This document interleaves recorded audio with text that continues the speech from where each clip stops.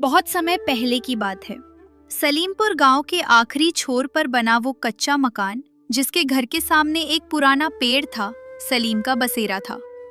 पिता के अचानक गुजर जाने के बाद 22 साल के सलीम के कंधों पर बूढ़ी माँ और जवान बहन सायरा की जिम्मेदारी आ गई थी। सायरा की शादी के लिए उसे मोटी रकम जोड़नी थी और गांव में मजदूरी से ये मुमकिन नहीं था। सलीम ने हार नहीं मानी। उसने अपने पुश्तैनी हुनर को हथियार बनाया, मटन बनाने की कला।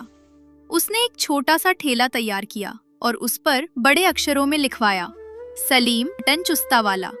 सलीम का दिन सूरज निकलने से पहले शुरू होता। वो पास की मंडी से ताज़ा मीट और खड़े मसाले लाता। उसकी माँ रशीदा बी और सायरा सुबह सुबह जमींदार ठाकुर विक्रम सिंह के खेतों में मजदूरी करने निकल जाती। धूप हो या छांव, उन दोनों के हाथ मिट्टी में सने रहते ताकि घर की नींव मजबूत रहे। सलीम का चूस्ता धीरे धीरे मशहूर होने लगा। वो अपनी हांडी में लकड़ियों की धीमी आंच पर मटन पकाता था। मसालों की खुशबू जब गांव की गलियों में तैरती तो लोगों के मुंह में पानी आ जाता।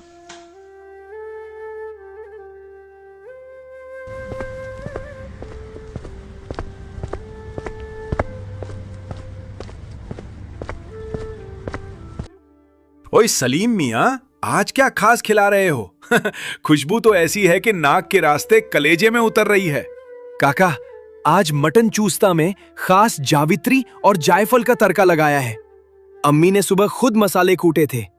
बैठिए, आज आपके लिए खास नली वाला पीस निकाला है। सलीम भाई, आज ज्यादा कमाई नहीं हुई। आधा प्लेट मिल जाएगा क्या? बस स्वाद मिल जाए तो दिन भर की थकान मिट जाए। मियाँ कल्लू, पैसे की बात हमसे मत किया करो। पहले ये बताओ, कल घर पर बिटिया की तबीयत कैसी थी? और आधा प्लेट क्या होता है? ये लो पूरा और पेट भर के खाओ। पैसे जब होंगे तब दे देना। भाई, तू सच में अकरम चाचा की परछाई है। वो भी कभी किसी को खाली पेट नहीं जाने देते थे। लोग कहते हैं माखन लाल के ढाबे पर बहुत शान है, पर वहां स्वाद में वो मोहब्बत कहाँ जो तेरे इस ठेले में है। इसी बीच माखनलाल के ढाबे से एक मुनीम वहां से गुजरा और नाक से कोड़ते हुए बोला, क्या गंदगी मचा रखी है तुम लोगों ने यहाँ? धूल मिट्टी में मटन खा रहे हो? चलो हटो यहाँ से। मुनीम जी, धूल मिट्टी तो मेहनत करने वालों के माथे का तिलक होती है। हमारे यहाँ नमक भले ही कम हो जाए, पर नियत में खोट नहीं होती। और माखन लाल जी से कहिएगा, स्वाद चांदी की चम्मचों से नहीं बल्कि पसीने की आंच से आता है। वाह रे सलीम, ये जो चूस्ता है ना, ये मटन नहीं अमृत है। इसकी हर एक बूंद में तेरे पिता अकरम का हुनर बोलता है। माखन लाल तो बस नोट चूसना जानता है और तू लोगों का गम चूस लेता है। बेटा, जायका हाथों में नहीं, खिलाने वाले की नीयत में होता है। लोगों की ऐसी बातें सुनकर मुनीम की आवाज बंद हो गई। वो तुरंत वहां से भागा भागा माखनलाल के ठेले पर गया। मालिक, मामला बहुत बिगड़ गया है।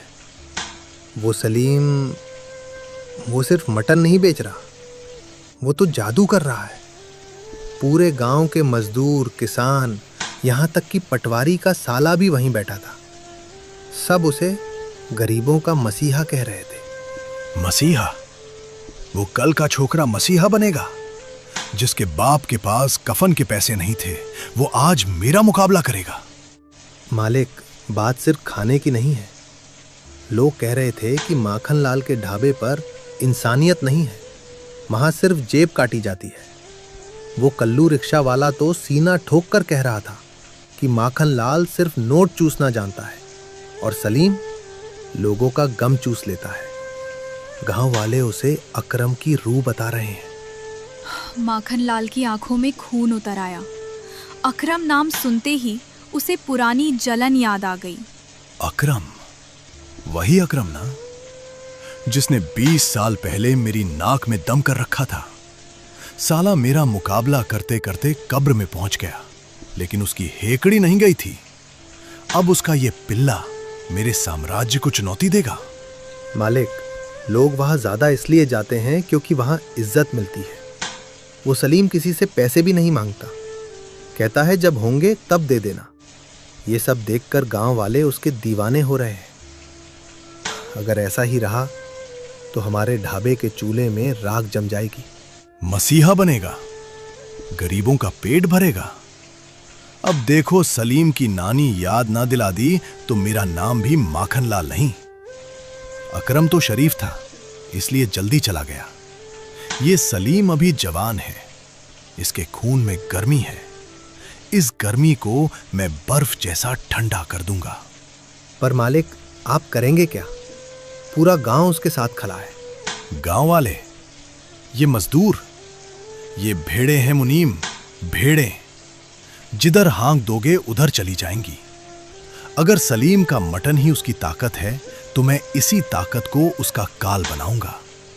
कल सुबह ही पटवारी से बात कर, मैं देखूंगा कि गांव में उसका ठेला कैसे लगता है।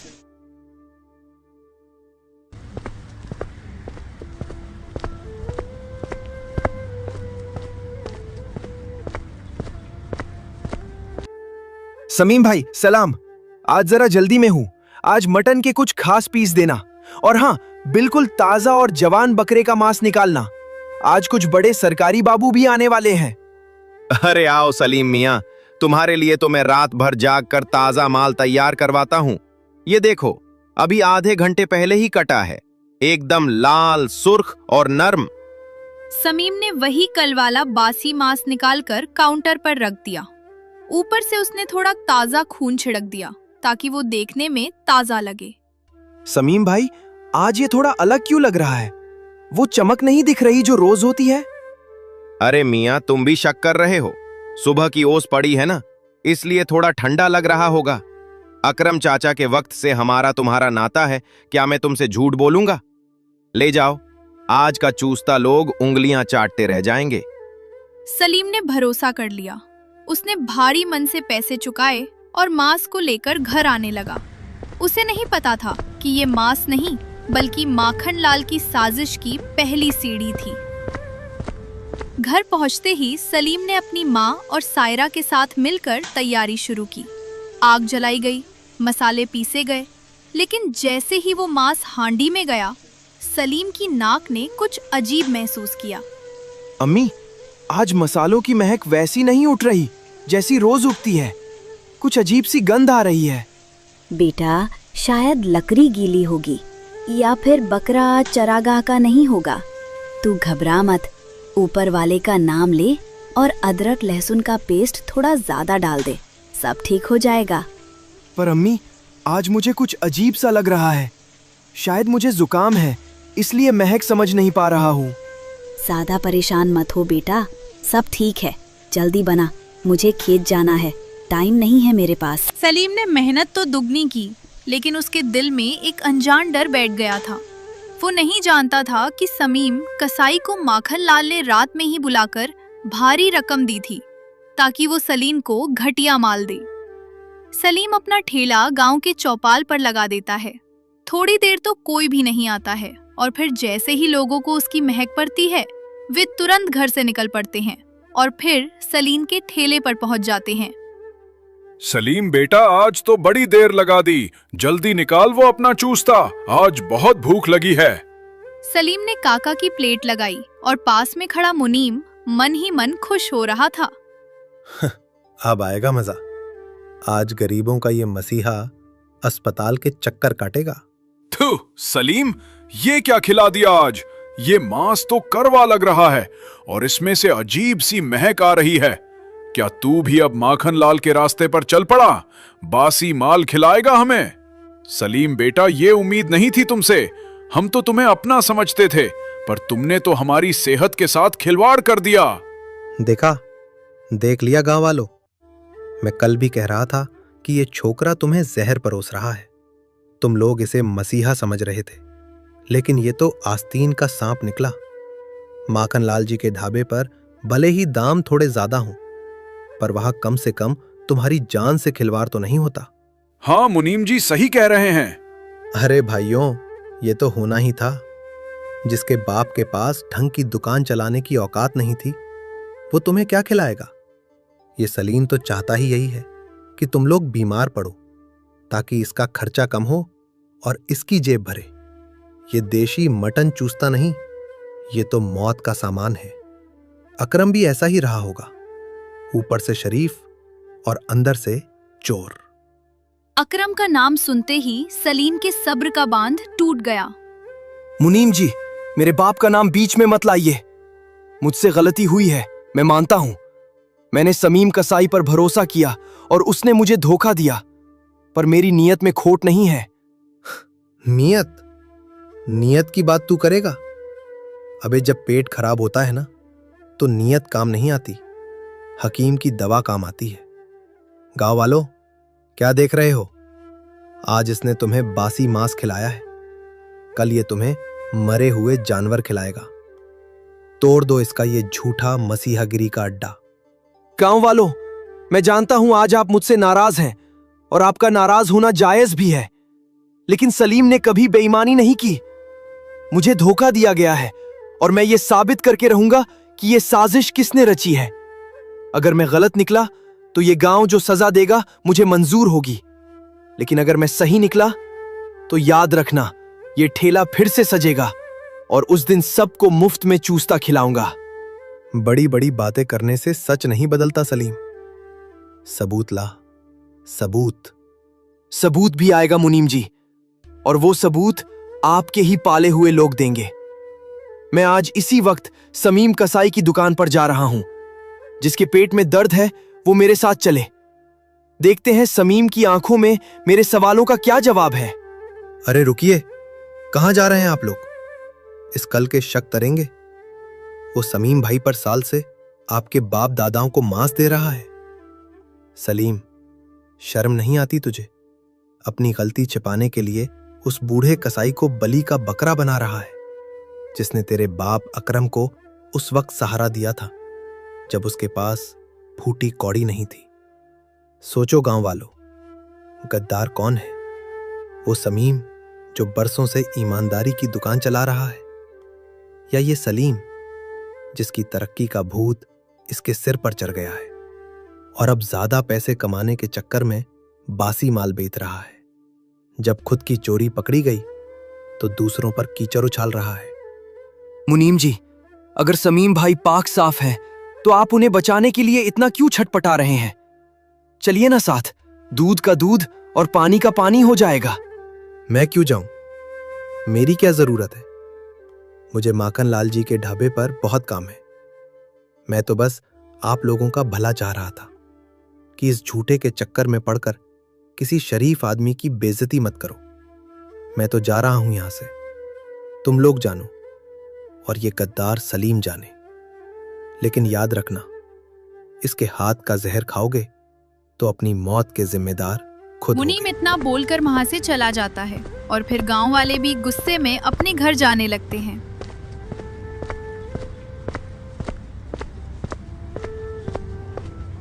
वो अब अकेला हो गया था, लेकिन अपनी हिम्मत नहीं हारी। वो तुरंत समीम कसाई के पास गया। समीम भाई, ये आपने क्या किया? आपने मुझे कल का बासी और बदबूदार मांस ताजा बताकर क्यों दिया? आपकी एक झूठ की वजह से आज मेरा ठेला टूट गया। मेरी मां रो रही है और गांव वाले मुझे चोर गद्दार कह रहे हैं। सलीम, ये क्या जुबान निकाल रहे हो? होश में तो हो। मैंने तुम्हें बासी मांस दिया? अरे जिस दिन मैं अपने ग्राहकों को जहर खिलाऊं उस दिन मेरी दुकान में आग लग जाए। भाई, झूठ मत बोलिए। आज उसी मांस की वजह से लोगों का पेट खराब हुआ है। काका ने थूका है आपके दिए हुए माल पर। सच बताइए, क्या माखन लाल के मुनीम ने आपसे मुलाकात नहीं की थी?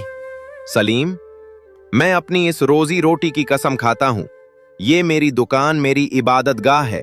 अगर मैंने तुझे बासी मांस दिया हो तो मेरा कारोबार उजड़ जाए, मेरे बच्चों का निवाला छिन जाए। अकरम भाई के बेटे हो इसलिए बर्दाश्त कर रहा हूं, वरना इस इल्जाम के लिए तुम्हारी जुबान खींच लेता। समीम कसाई की जुबान से अपनी रोजी रोटी और बच्चों की कसम सुनकर सलीम सुन्न पड़ गया। हमारे गांव देहात में रोजी रोटी की कसम को सबसे बड़ी और अटल सच्चाई माना जाता है। सलीम को लगा कि कोई भी आदमी, चाहे वो कितना भी बुरा क्यों ना हो, अपनी दुकान और अपनी कमाई की झूठी कसम कभी नहीं खाएगा। भाई, अगर आप कसम खा रहे हैं तो मैं आपकी बात मान लेता हूं। शायद मेरी ही तकदीर खराब थी। शायद अम्मी से ही मसाले पहचानने में कोई चूक हो गई होगी। पर आज मेरा सब कुछ लुट गया समीम भाई। समीम की बात सुनकर तुरंत वो घर में आता है और सोच में पड़ जाता है। क्या वाकई मेरी ही गलती थी? क्या मैंने ही हांडी को ठीक से नहीं संभाला? अगर कसाई सही है तो मुनीम वहां क्यों आया था? और क्यों उसने अकरम का नाम लेकर मुझे नीचा दिखाया?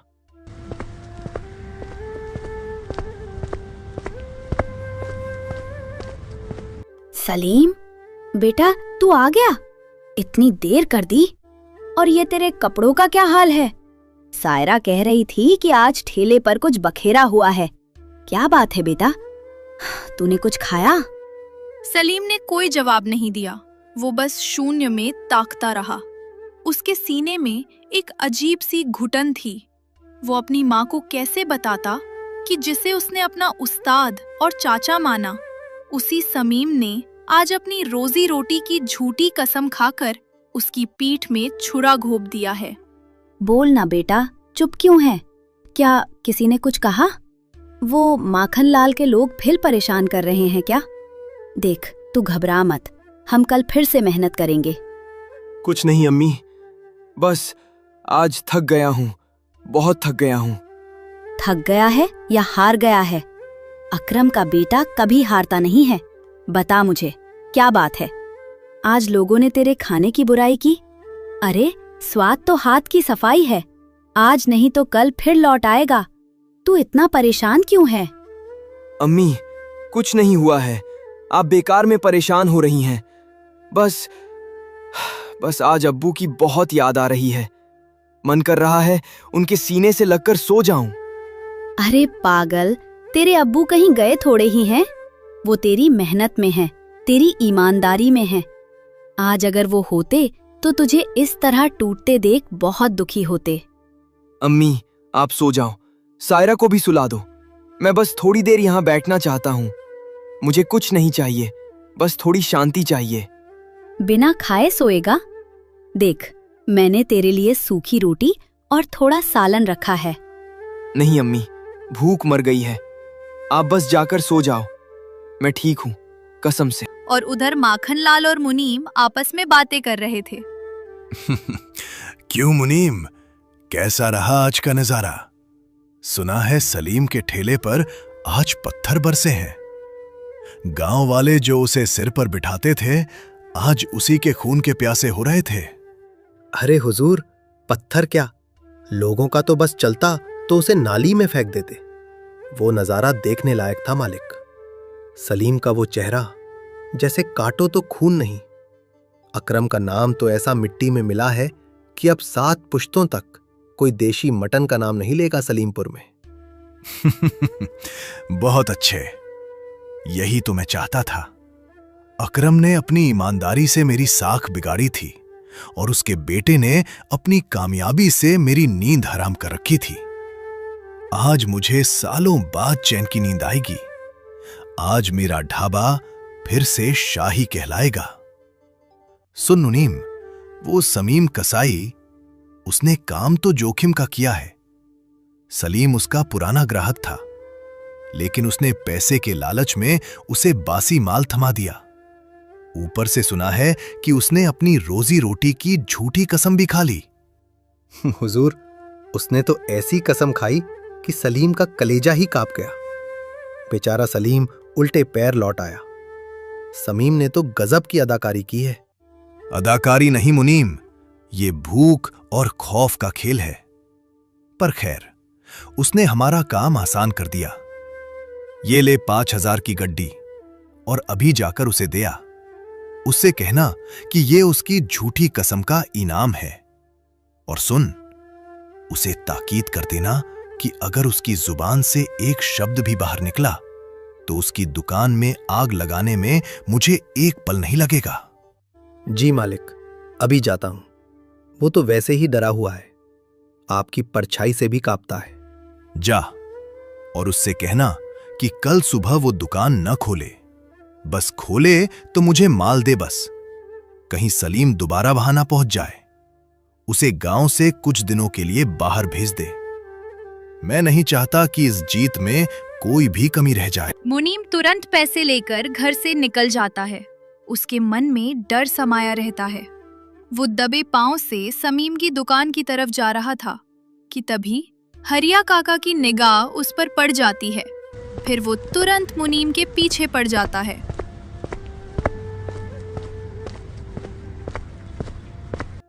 मुनीम थोड़ी ही देर में समीम के दुकान पर पहुंच जाता है, जहां पर समीम पहले से खड़ा होता है। हरिया काका एक पेड़ के पीछे छिप जाता है और बातें सुनने लगता है। ये ले समीम, पूरे 5,000 है। मालिक ने भेजा है। आज तूने जो काम किया है उससे माखन लाल जी बहुत खुश हैं।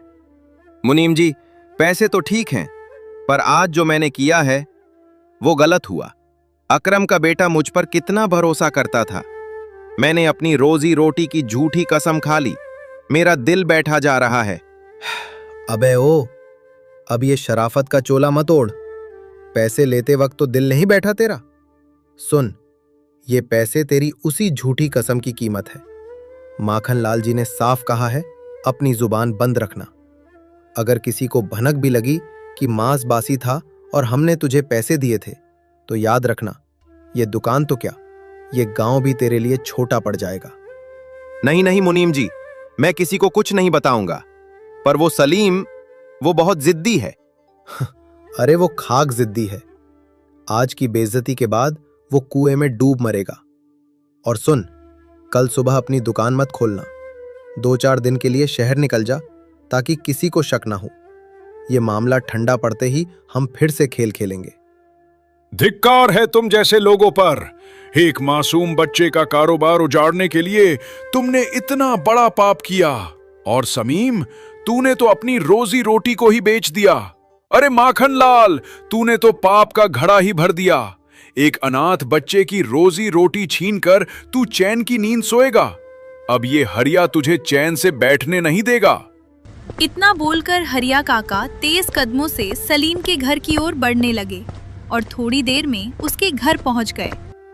सलीम, बेटा सलीम, जाग, मैं हूं हरिया काका।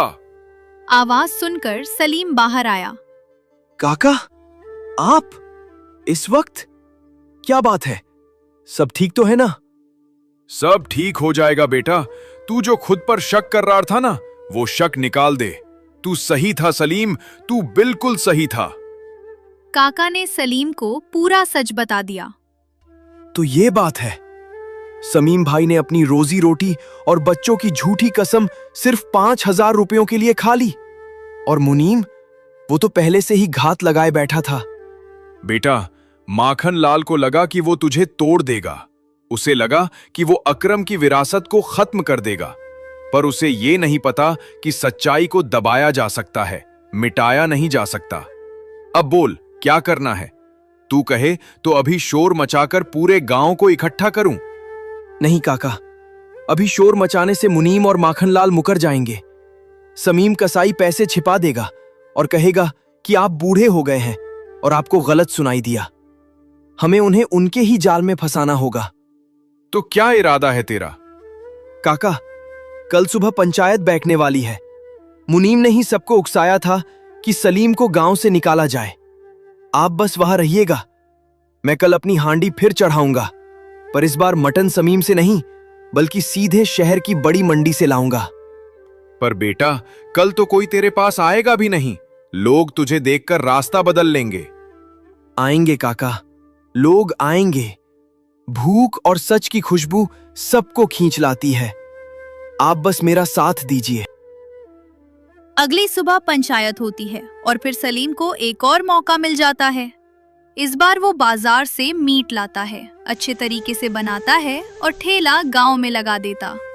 महक ऐसी थी कि लोग मजबूरी में खाने आ ही गए।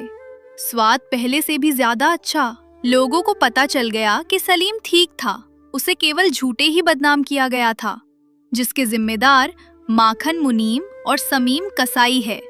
लोग दोनों जगह जाना बंद कर दिए और हमेशा के लिए सलीम की दुकान पर फिर से खाने शुरू कर दिए।